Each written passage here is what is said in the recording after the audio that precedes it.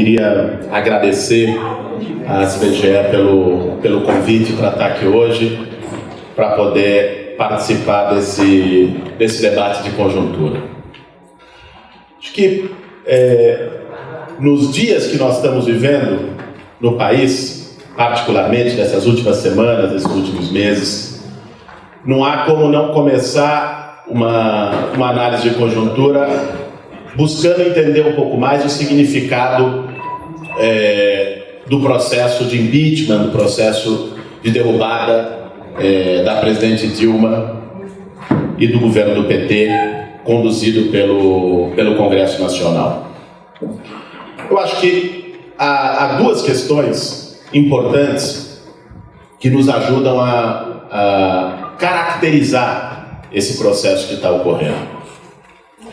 Primeiro, acho que antes de tudo, me parece que a gente possa dar como certo que o processo de impeachment está consumado, né? Ele já passou pela Câmara, as chances do Senado não admitir o processo no próximo dia 11 ou 12 são remotíssimas, ninguém acredita nisso. E uma vez que o Michel Temer assuma a presidência da República, também é muito difícil crer que depois do julgamento do mérito ele não tenha os 2/3 necessários para consumar institucionalmente o governo dele.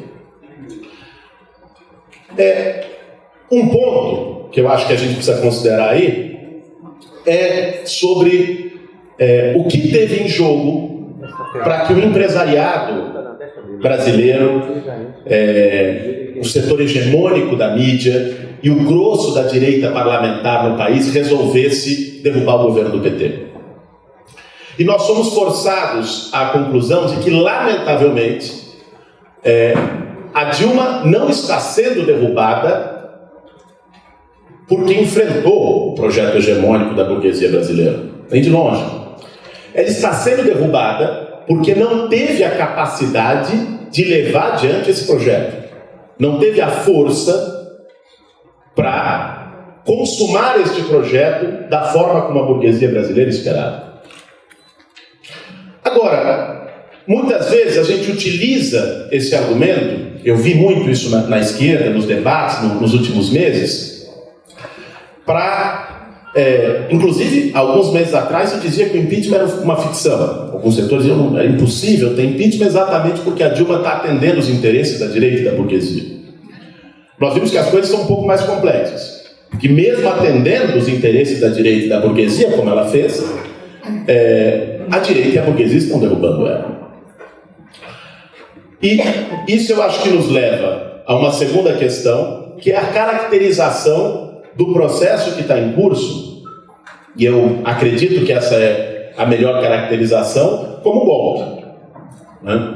Que evidentemente não tem a marca dos golpes que historicamente se desenvolveram na América Latina, estimulados pelo imperialismo norte-americano, que foram essencialmente golpes militares contra governos que ameaçavam a ordem. Dessa vez nós não tivemos nenhum golpe militar. Os militares estão muito tranquilos nos quartéis e muito menos uma ameaça à ordem pelo governo do PT. Mas isso deve nos atentar para um novo tipo de golpe que cada vez mais se consolida na América Latina. Vide Honduras, vide Paraguai, vide agora Brasil. Em Honduras é um pouco diferente porque houve a participação dos militares num primeiro momento. Mas lá também houve uma chancela parlamentar, uma chancela do Supremo Tribunal de Honduras, e o golpe foi institucionalizado.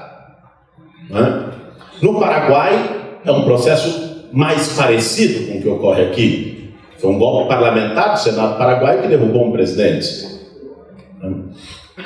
E isso junto a um judiciário completamente acovardado e rendido, mesmo no cumprimento de preceitos legais básicos, né? Como ocorre hoje com o Supremo Tribunal Federal.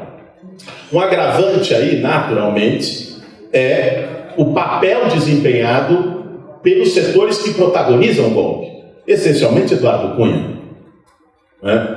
O show de horrores que o país todo assistiu no dia 17 de abril, naquela votação da Câmara, ali, além de todas as questões, Bolsonaro elogiando o torturador, dos votos por Deus, pela família, pelo pai, por tudo mais, o que nós vimos ali foi o triunfo da bancada Cunha, né? O Eduardo Cunha não é uma figura menor, né? O Eduardo Cunha é uma figura que articulou uma bancada suprapartidária. A maior bancada do Congresso Nacional hoje não é a do PMDB, não é a do PSDB, não é do PT, é a bancada Eduardo Cunha. De gente que ele terceirizou financiamento de campanha, né? Gente que ele é um financiador de campanha, ele articula e subfinancia, é um agenciador de financiamento de campanha, e com isso construiu uma hegemonia tremenda e perversa na Câmara dos Deputados. E o papel, claro, do Michel Temer. Isso só, enfim, a título de introdução de alguns elementos que eu acho importante situar da situação que nós vivemos hoje. E partindo, evidentemente, do pressuposto que dentro de 15 dias o presidente da República será Michel Temer. Agora, aí voltando um pouco, para a gente entrar propriamente numa análise, eu acho que cabe buscar entender qual é o significado desse processo político. O que de fato, de fundo, está em jogo na derrubada do governo do PT pela direita parlamentar no país. E eu acredito que nós podemos associar isso a dois processos. Se esgotou no Brasil, isso já é um esgotamento que vem de alguns anos, o pacto estabelecido pelo lulismo. O pacto de conciliação que o PT estabelece em 2003, quando assume o governo, simbolizado na Carta aos Brasileiros durante a campanha eleitoral de 2002, esse pacto chegou ao seu teto, chegou ao seu limite. Vejam, se nós formos observar a política conduzida pelo governo do PT, nós vamos ver que houve, particularmente a partir de 2005, 2003 nós temos um ajuste fiscal perverso, reforma da Previdência, o governo vem com uma política regressiva para dizer para o mercado: eu sou confiável para vocês. Tenta uma retomada em 2004 e a partir de 2005 ele estabelece uma política que a gente poderia chamar do ganha-ganha, né? Surfando naturalmente em condições internacionais favoráveis, o ciclo das commodities, a China com um crescimento incrível. Isso permitiu para o Brasil, e claro, estimulado pela política de crédito adotada por esse governo, um nível de crescimento econômico que nós não tínhamos há um bom tempo, que talvez nós não tínhamos desde o fim da ditadura militar no país. Os 8 anos de governo Lula, de 2003 até 2010, tiveram uma média de 4% de crescimento ao ano. Bom, vocês sabem disso, mexem com dados, com estatísticas, talvez até me corrijam se eu falar alguma besteira. E 8 anos seguidos, com média de 4% ao ano, não se tinha há 30 anos no Brasil. O que se fez com isso? Se adotou uma política permitida por esse crescimento econômico, onde ganhava o empresariado, em alguns setores como nunca, lucros recordes no setor bancário, lucros recordes na mineração, na construção civil, na construção pesada, no agronegócio, né? Então, se fez uma política para preservar e ampliar o lucro do capital no Brasil, mas ao mesmo tempo, com a gordura que o crescimento econômico permitia, por conta do aumento do orçamento, aumento da arrecadação e do orçamento, se fez políticas sociais que, de algum modo, afetaram positivamente o setor da classe trabalhadora no país. Se fez programas sociais, Bolsa Família, posteriormente Minha Casa Minha Vida, ProUni, FIES, com todos os limites e contradições desses programas. Reconhecer que eles existem não significa elogiá-los. Reconhecer que eles existem e reconhecer que eles influenciaram na vida das pessoas. Nós do MTST, movimento que eu atuo, somos críticos duros ao programa Minha Casa Minha Vida. Foi um programa feito não para resolver o déficit habitacional do país, mas para dar dinheiro para as construtoras, para resolver o problema de liquidez delas depois da crise de 2008. No entanto, há 30 anos, desde o fim do BNH, não tinha programa habitacional no país. E se colocar na ponta do lápis, o que é melhor, ter o Minha Casa Minha Vida ou não ter nada? Seguramente, com todos os problemas do Minha Casa Minha Vida, para os trabalhadores sem teto no país é melhor tê-lo, para disputá-lo, inclusive. Se fez programas sociais, houve aumento da massa salarial no país, houve aumento gradual do salário mínimo, houve uma política de crédito que permitiu, ainda que com base no endividamento da classe trabalhadora, um acesso a bens de consumo que uma parte dos trabalhadores não tinham. Em relação a essa coisa do consumo, é evidente, aí também teve o ovo da serpente. Criar ascensão social pelo consumo significa gerar consumidores, com a cabeça de consumidores, uma cabeça meritocrática. Uma ascensão social que não vem de um processo de luta e conquista de direitos é extremamente despolitizada e despolitizadora. E uma parte desses consumidores que o governo do PT criou estavam na Avenida Paulista nos últimos meses. O que é parte dessa política de despolitização. Mas também, às vezes, de um setor da esquerda veio uma crítica que é uma crítica conveniente. Quer dizer, o consumo predatório e tal, mas enquanto a classe média consumia, tudo bem, podia. Aí quando uma parte da classe trabalhadora ascende ao consumo, aí o consumo vira predatório, vira qualquer outra coisa. Então, ou seja, o que eu estou querendo dizer com isso? Que nós não podemos, com todas as críticas necessárias ao que foi o processo lulista e petista, ignorar que ele buscou costurar e conseguiu, por certo período, um consenso social. E costurou isso não só ideologicamente, construiu bases materiais para costurar isso. E essas bases materiais foram programas sociais, políticas de crédito e aumento da massa salarial, combinada à redução do desemprego pelo crescimento da economia. Evidentemente, reitero aqui, isso se deu simultaneamente a ganhos extraordinários do capital financeiro e do capital produtivo no país. E essa mágica só foi possível, a tal do ganha-ganha, ganham trabalhadores e ganha a burguesia, ela foi possível porque houve um crescimento econômico que permitiu um manejo orçamentário.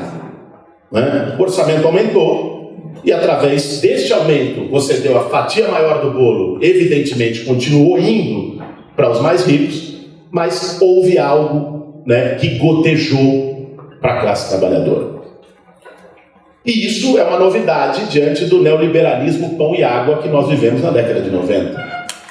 E foi essa novidade que permitiu costurar um consenso social, um consenso conservador, um consenso baseado num pacto que manteve inalterada a estrutura de direção política na sociedade brasileira, uma governabilidade parlamentar no velho estilo, e que hoje paga um preço, porque governabilidade parlamentar no velho estilo na República Brasileira é governabilidade corrupta, com compra de apoio, com tudo que nós estamos vendo. Isso não é ficção.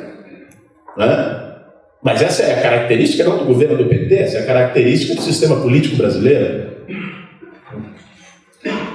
Também, eu acho que nós poderíamos caracterizar este processo todo como um processo de alguns avanços em políticas sociais sem mexer em nenhum privilégio, sem fazer nenhuma reforma estrutural. A velha e histórica pauta da esquerda brasileira das reformas estruturais, populares e de base, reforma urbana, reforma agrária, reforma tributária, o tema da dívida pública, auditoria da dívida, esses temas permaneceram tabu tabus nos 13 anos de governo petista. Sistema tributário, né? Talvez o sistema tributário brasileiro seja um dos mais regressivos e escandalosos do mundo, onde pobre paga proporcionalmente mais imposto do que rico. Né? Esse processo funcionou ao ponto de, depois de 8 anos, mesmo com mensalão, mesmo com o setor da mídia, uma mídia dividida, com tudo isso, o Lula sai do governo com quase 90% de aprovação.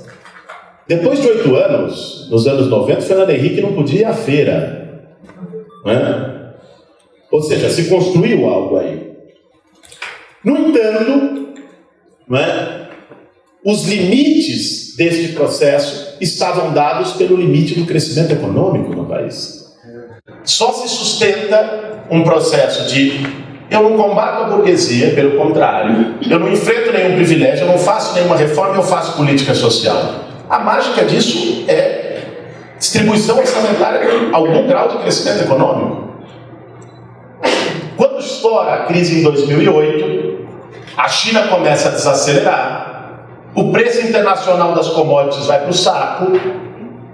Quando acontece tudo isso, acabou a base para que este consenso produzido pelo PT se sustentasse. Não havia mais condições para isso. O que eles fazem? Ainda em 2009, no governo Lula, adotam uma política anticíclica, com PAC, com Minha Casa Minha Vida, com mais dinheiro para o crédito, para tentar jogar isso adiante. Conseguem. Adiam o estouro por 5 anos. Isso só vai estourar em 2014. Né? Consegue-se isso.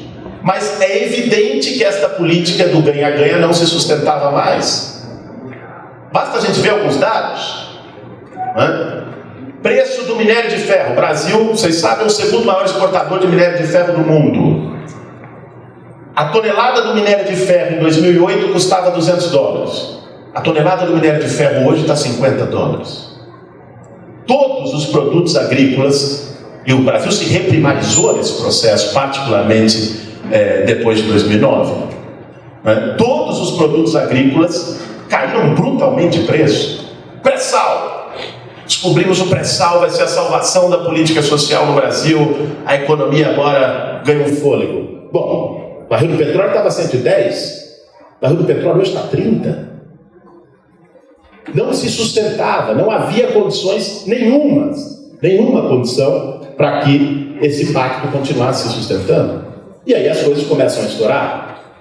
Né? Aí nós temos já em 2012 aumento brutal de greves no país e numa crescente. Aí nós temos em 2013 um estouro a partir das contradições urbanas desse modelo. Nós temos em 2014 uma polarização mais forte nas eleições, e ali estava em jogo, pelo menos discursivamente, a narrativa no segundo turno das eleições era a seguinte: um reconhecimento de que o cobertor ficou curto, não dá mais, de fato, de algum lado ia ter que cortar, né?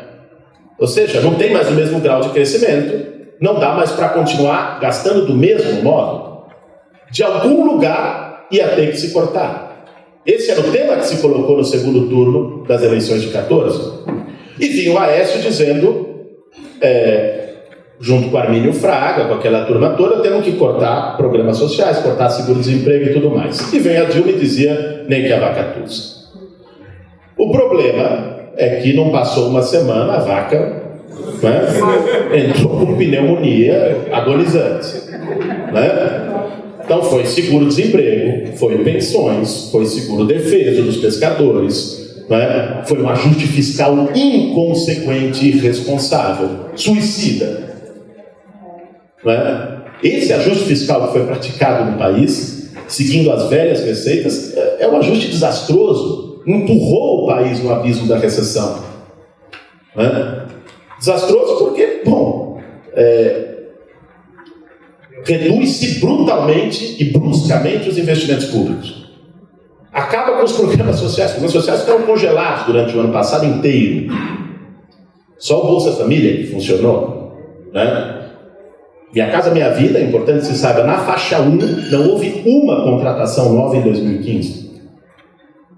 Houve na faixa 2, faixa 3, porque é recurso do FGTS. Agora, a faixa 1, que é o orçamento da União, não houve.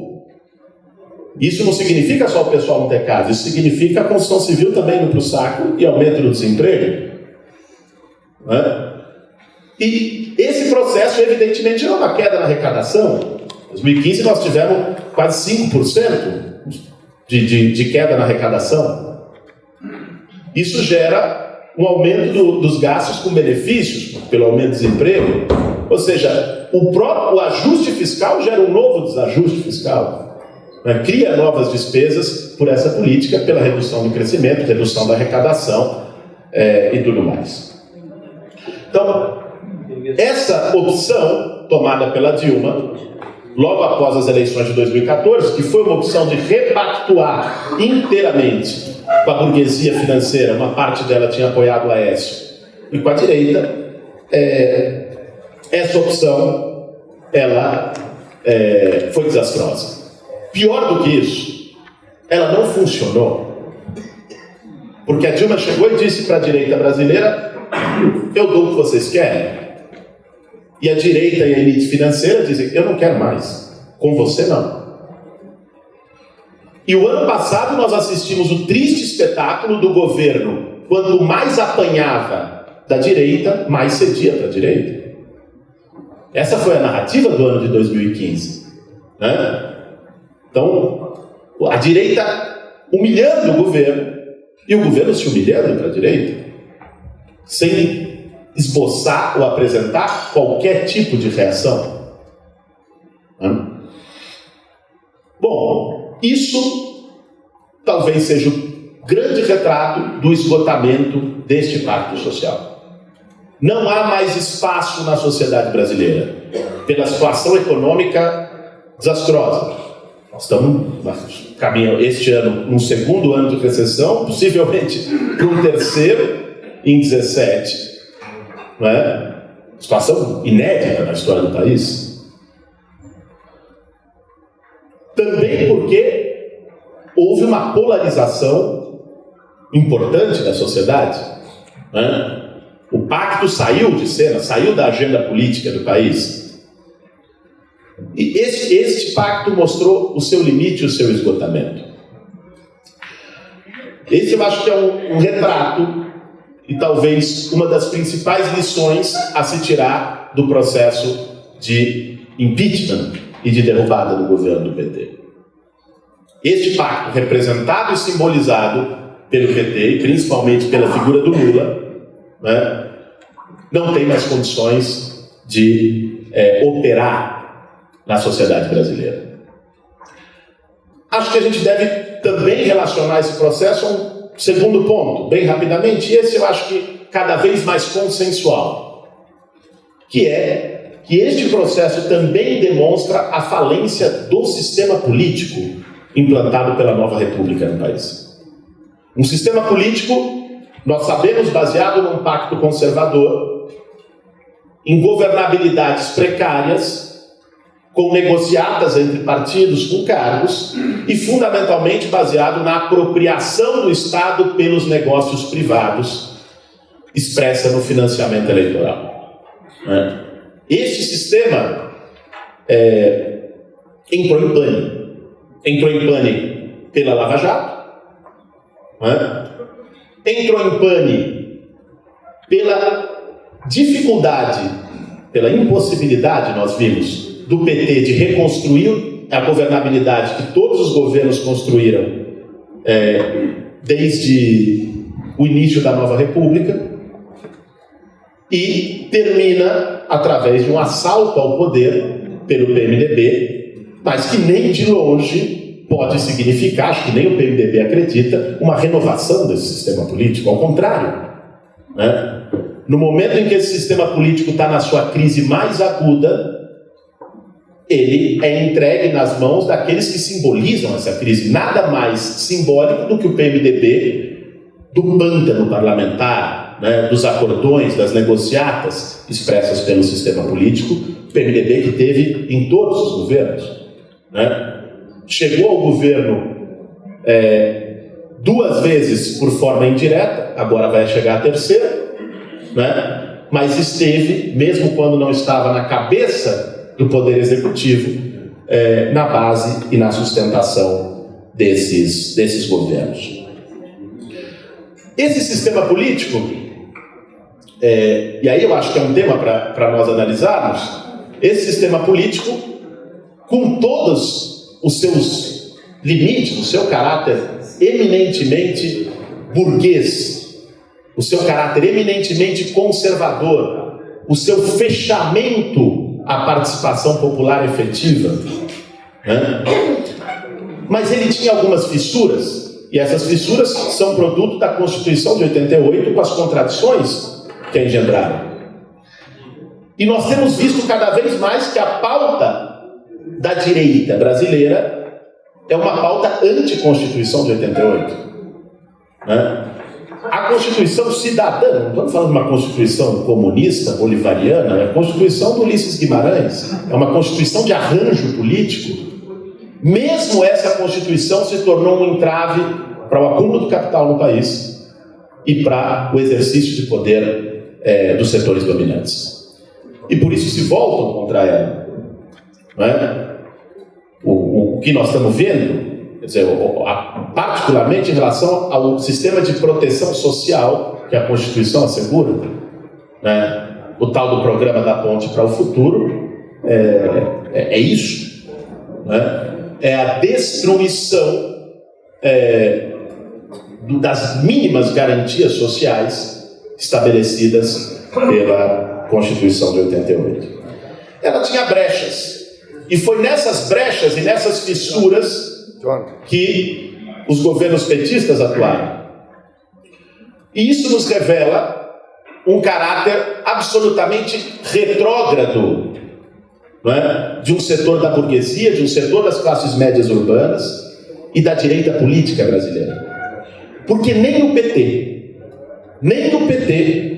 com todos os seus limites, não é? Que não pautou nenhuma reforma estrutural, que não significou uma ameaça para a ordem hegemônica no país, nem isso eles conseguem engolir. Não é?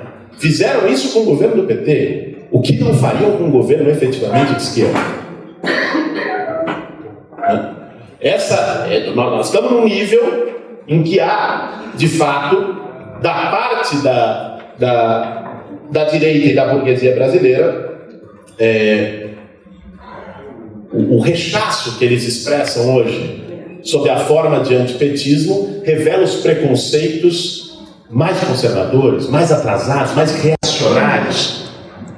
Revela um pensamento social de quem não engoliu nem a abolição da escravidão, de quem acha que Bolsa Família é comunista, de quem acha que o governo da Dilma é bolivariano. Eles diziam isso, né, nas manifestações. Né? Então, isso está ligado à ascensão de setores mais à direita, como Bolsonaro, que é evidente, não devemos criar um alarmismo. Bolsonaro, em condições normais de temperatura e pressão, não tem chance nenhuma de ser presidente do Brasil, de ganhar uma eleição, mas aparece nas pesquisas com 8%. Né? E se tornou uma força política nas redes, se tornou uma força política real que simboliza o pensamento dessa extrema-direita. Pensamento, digamos, da Casa Grande. Eu acho que esses 2 elementos me parece que nos ajudam a entender o que está em jogo com o processo de derrubada golpista do governo petista. Este processo revela o esgotamento do pacto de conciliação, o esgotamento da política do ganha-ganha, o estreitamento das margens para a conciliação de classe no Brasil. Conciliação de classe não é para quem quer, é para quem pode, né? Conciliação de classe você faz, você tem margem econômica para isso. Essa margem se desfez.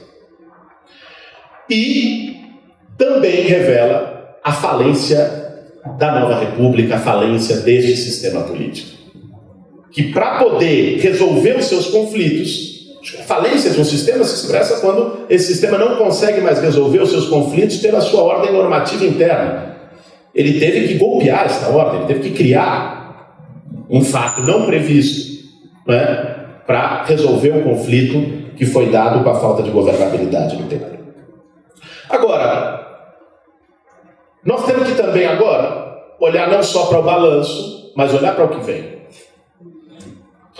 E o que vem, dentro de 15 dias com o governo Temer, não me parece nada animador para a esquerda brasileira ou para a classe trabalhadora. Eu acho que enganam-se aqueles que acreditam que o governo Temer vai ser um governo fraco, por sua ilegitimidade. Evidentemente, é um governo ilegítimo, não tem a legitimidade dos votos. O caldo de rua que derrubou a Dilma não vai estar à disposição para defender o Temer, né? Evidentemente vai ter as suas fragilidades, por isso deve passar por um processo, pelo menos nos seus primeiros meses, de muita instabilidade, de mobilizações de rua. Mas nós não podemos nos esquecer de alguns elementos. O governo Temer vai ter uma maioria parlamentar sólida, mais sólida do que os dos governos do PT tiveram em seus tempos áureos. O governo Temer vai ter uma blindagem midiática sólida. O governo Temer vai ter um apoio do empresariado em bloco. O empresariado quer saber de retomar os seus negócios para lucrar mais. Essa história de ficar com crise política, a brincadeira já deu. Era para derrubar o PT, derrubou, agora vamos voltar a botar a casa em ordem, porque precisa ter condições normais para poder os negócios funcionarem. O empresariado quer saber de consolidação do governo. Né? Além disso, e aí do ponto de vista dos ataques, o governo Temer vai ter uma condição que nenhum governo teve no último período no país. Ele não foi eleito, ele não responde a nenhuma base social. E com o programa que ele quer implementar, provavelmente ele não pretende se reeleger. O que torna o problema pior ainda. Ele não precisa responder a ninguém na sociedade. Ele pode fazer o programa que ele quiser. Ele só precisa responder aos 360 deputados que votaram nele. Isso se faz com negociata de cargo. E ao empresariado, que é o que ele pretende responder com o programa dele. Né? Ao SCAF, a Bolsa de Valores, enfim, a burguesia brasileira, internacional. Isso faz desse governo perigoso, bastante perigoso. E pode ser um governo muito forte. Forte o suficiente para implementar contra-reformas que o governo Fernando Henrique sequer ousou. E que no último período o governo Dilma até que flertou, tentou, mas que não teve condições de fazer.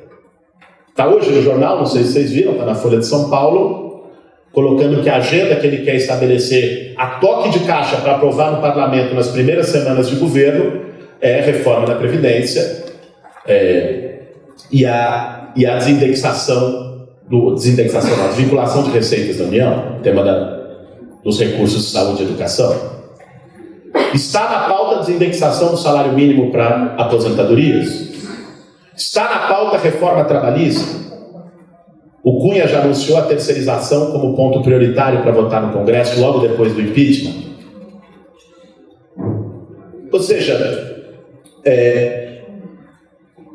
se é verdade que os governos do PT, seguramente, não fizeram nenhuma reforma estrutural, de algum modo eles tinham mais contradições para implantar contra-reformas.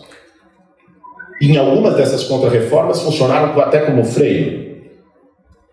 O governo Temer não vai ter contradição alguma para implementar a contra-reforma. Vai ter a contradição da rua, de um movimento social organizado, do movimento sindical, do movimento popular, fazendo enfrentamento.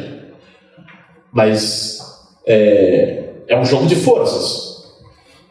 E que dificilmente, num primeiro momento, me parece que nós vamos ter condições de brecar essas medidas. Nós vamos espernear, nós vamos gritar, nós vamos queimar, nós vamos parar o país, nós vamos para cima, mas existe uma possibilidade real de que isso não seja travado, mesmo com a gente fazendo tudo.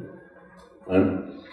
Que é uma agenda que retrocede dos direitos sociais mais elementares. do que há de proteção social no Estado brasileiro. Isso é o que nos espera, né, no próximo período.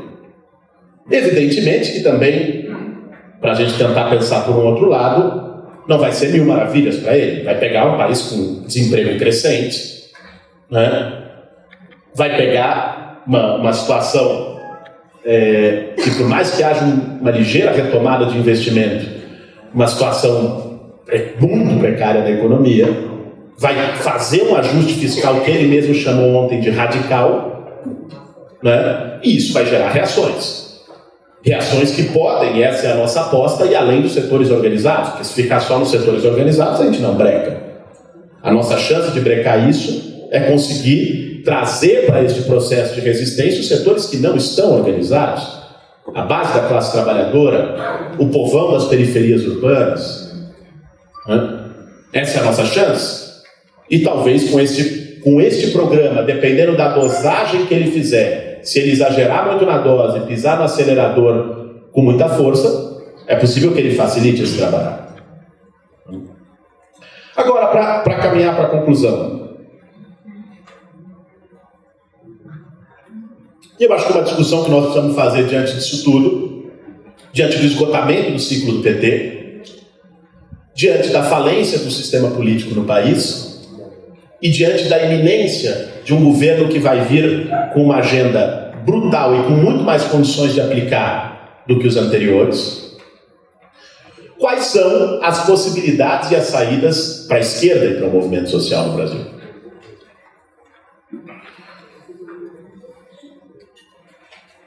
Eu acho que falou-se muito no último período de uma ofensiva conservadora, de uma ofensiva da direita.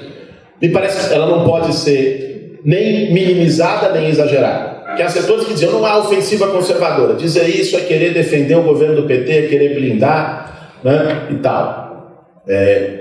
Bom, não é o que nós vimos num certo caldo de rua, né? Nós vimos que este antipetismo que se criou na rua e com sustentação parlamentar não era só contra o PT.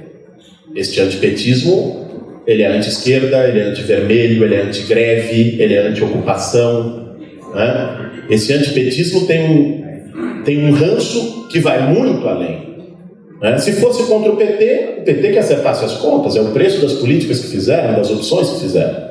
Mas não foi só isso. Não é só isso. Há essa onda, mas também não é como num outro extremo se diz o fim dos tempos, viveremos tempos tenebrosos de domínio reacionário no país por tempo indeterminado, sem luz no fim do túnel. Acho que se a gente pegar o que está acontecendo hoje nos Estados Unidos, com visões diferentes que cada um possa ter, o mesmo processo que gera Donald Trump, gera Bernie Sanders. O esgotamento de um sistema político, a crise de representatividade, a falta de capacidade de um modelo de dar respostas à sociedade, gera polarizações e radicalidade, dos dois lados. Gera o fortalecimento de saídas à direita, sim, mas gera também sementes importantes e uma avenida imensa para a construção de saídas à esquerda. Né? Basta ver que, pelo menos no movimento que eu atuo, hoje é muito mais fácil fazer luta social do que era no auge do Pacto Lulista. Há mais descontentamento, né? Há menos acomodação, há mais condições de produzir uma luta e uma alternativa pela esquerda. E aí nós temos alguns desafios, né, para que a esquerda brasileira possa estar à altura desse processo. Que ao esgotamento do pacto de conciliação de classes, nós temos que apresentar um projeto de combate intransigente aos privilégios e de reformas populares e estruturais no país. Né? Ora, o ajuste fiscal é a única alternativa, é o que nos vendem. Nós sabemos que coisa nenhuma, e nós temos que ter capacidade de construir esse discurso e de ampliar esse discurso. O ajuste tinha que ser do outro lado. Ah, tá bom, não fecha a conta? Então vamos fechar a conta com reforma tributária, com taxação de fortunas, com auditoria de dívida pública. Vamos fechar a conta ajustando o andar de cima, não o andar de baixo. Né? Enfrentando o sistema brutal de concentração de propriedade, de renda no Brasil. Né? O Estado brasileiro hoje tem um papel concentrador quando tira da base da sociedade, da classe trabalhadora, através do sistema tributário, e repassa para os 10 mil famílias de banqueiros e magnatas através do sistema da dívida pública. Nós temos que construir um discurso e um programa que seja capaz de fazer e amplificar essa denúncia. Não há mais espaço para o velho pacto, para os velhos acordos.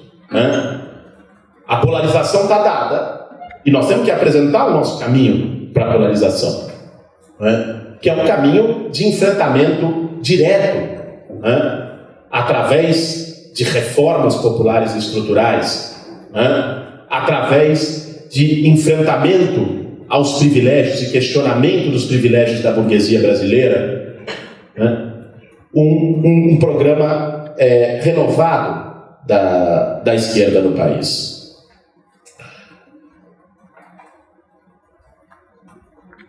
Algumas pessoas, em relação a isso, questionam muito sobre o tema da relação de forças, particularmente quando dialoga com companheiros do PT ou gente que esteve no governo esse período todo, e diz o seguinte: não é muito bonito dizer isso pela esquerda, né? Apresentar um programa, mas não há relação de forças na sociedade brasileira para executar isso.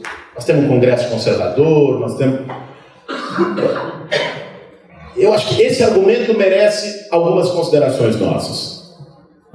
Porque, primeiro, é evidente que ninguém faz política do jeito que quer e nas circunstâncias que quer. Todos nós fazemos política em condições que nos são dadas. Então, é importante nós construirmos relações de forças. No entanto, relação de força não é algo fixo de uma vez por todas. Não é algo fechado de uma vez por todas. Relação de força é dinâmica. É possível incidir e alterar as relações de força. E foi isso que este governo, nos 13 anos, em nenhum momento pretendeu. Ao contrário, atuou para desmobilizar as forças populares. Manteve um sistema de governabilidade baseado no Congresso. E ora, uma governabilidade baseada neste Congresso vai ser sempre uma governabilidade conservadora. Nunca vai ter relação de força para qualquer tipo de mudança. Haveriam outras possibilidades. Peguemos rapidamente um exemplo do que foi o processo chavista na Venezuela. Não vou entrar aqui no juízo de valor sobre as políticas do Chaves. Agora, quando o Chaves entra em 98 na Venezuela, as relações de força eram piores do que aqui. Não tinha maioria parlamentar. Tinha desconfiança do exército, porque ele tinha dado um golpe uns anos antes. Tinha uma mídia ainda mais ferrenha do que a brasileira. As condições eram todas desfavoráveis. Ele tinha todos os motivos para sentar numa mesa e fazer um pacto nacional. Porque não tinham relações de forças. Qual foi a opção do grupo político que ganhou o governo da Venezuela naquele momento? Foi ir de bairro em bairro. Foi subir os morros de Caracas. Foi ir para cada rincão do país e fazer discussão. E criar círculo bolivariano. E levar um processo de debate constitucional. Debater. Envolver o povo como ator político. Envolver os trabalhadores no processo de relação de forças. O resultado disso era o esperado. 4 anos depois, a burguesia venezuelana arquitetou um golpe militar contra o Chaves. O que não era esperado é que esse golpe não durasse 48 horas. E não durou 48 horas porque este mesmo povo, mais de 100 mil pessoas, cercaram o palácio presidencial dizendo: devolvam o nosso presidente. Tiveram que devolver. Durou. Ficou até morrer. E um programa mais ofensivo com os problemas que possa ter, mas um programa muito mais de enfrentamento do que foi aplicado aqui. Criou-se as relações de força, trabalhou-se para alterar as relações de força. Se a Dilma, no dia 1º de janeiro de 2015, em vez de mandar alteração de seguro-desemprego e pensão, aqueles projetos vergonhosos, tivesse mandado taxação de grandes fortunas para o Congresso, passaria? Claro que não. Nós sabemos o que é esse Congresso. Mas criava agenda. O Congresso ia ter que ficar se explicando o ano inteiro por que não quer que rico pague imposto, ao invés de botar na pauta a redução da maioridade penal, terceirização. Eles fizeram uma agenda. E o governo foi parte desse problema. Ou seja, o argumento da relação de força é real, mas não pode ser muleta. Relação de força tem que se alterar. E ter o poder executivo na mão, como se teve por 13 anos, era uma ferramenta poderosíssima para alterar a relação de força. Só que não foi esse o projeto. Por último, acho que esse debate também nos coloca o tema da radicalização da democracia no país. Se debateu muito democracia, né? No último mês, o mês de março, né? As mobilizações de rua em torno de uma pauta da democracia contra o impeachment foram muito expressivas. E acho que mesmo aqueles que eventualmente não tiveram nelas, precisam reconhecer. Mobilizaram centenas de milhares de pessoas pelo país. Né? Mobilizaram não só os setores petistas, governistas ou quem quer que seja. Quem foi em alguma dessas mobilizações viu. Mobilizou um monte de gente espontânea, mobilizou juventude que não queria saber do PT, que não gosta da Dilma, estava lá. Isso nos dá a oportunidade de ressignificar o tema da democracia, de colocar um debate na sociedade pela esquerda, que não é a legitimação dessa democracia, mas é, diante da falência do sistema político, propor um novo sistema político, com sistemas profundos de participação social, colocar o tema de que para nós não é compatível com democracia genocídio da juventude negra nas periferias, não é compatível com democracia a ausência de democracia econômica, quando 1% tem mais que 99%.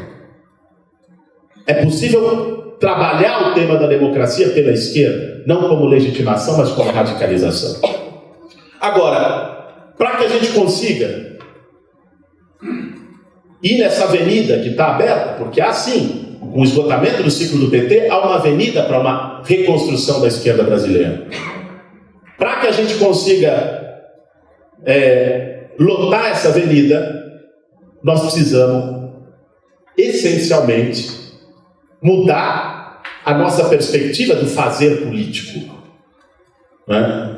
Não vai haver uma reconstrução da esquerda brasileira sem um ciclo de mobilização social. Não adianta as direções quererem. Não adianta falar em criar novos partidos. Né? Não adianta apenas dizer isso. Isso é importante. É claro que tem que ter da parte das direções uma consciência para construir alternativas. Mas só isso não adianta. Nós precisamos reconstruir mais do que 1 milhão de programas, que na esquerda tem uns 200, difícil é achar cada autor do programa conseguir convencer 5 aí junto com ele. Mas não adianta ter excelentes programas e não ter base social que nos sustente. A esquerda brasileira, para conseguir se reconstruir, precisa retomar algo lá de trás, uma palavrinha chamada trabalho de base, que nós esquecemos, que nós perdemos, e que não tem vácuo, não tem espaço vazio, porque nós deixamos de fazer trabalho de base na periferia, e a maior parte deixou para ir para um caminho de disputa institucional, mais ou menos crítico que tenha ele, mas esse espaço foi tomado. Hoje, as igrejas evangélicas tomaram o espaço que a esquerda deixou vazio nas periferias. E tomaram por quê? Às vezes a gente se assusta, nossa, a igreja evangélica está muito forte. Ora, está forte porque faz o que a gente deixou de fazer. Quem mora na periferia ou conhece a periferia de qualquer grande cidade brasileira sabe disso. Porta em porta, panfletinho, conversa, submorro. Não tem tempo ruim, é final de semana, é domingo, está lá. Retomar, fazem isso. Nós deixamos de fazer. Nós deixamos de ter um foco nas mobilizações de rua. A direita tomou as ruas. A reconstrução de um projeto de esquerda no Brasil vem de um ciclo de mobilização. E o nosso papel hoje, o nosso grande desafio é impulsionar este novo ciclo de mobilização. Retomando o trabalho de base das nossas organizações, dos nossos espaços, dos movimentos onde a gente atua e apontando para uma perspectiva de enfrentamento e de atuação nas ruas. Isso é uma parte talvez positiva desse processo todo.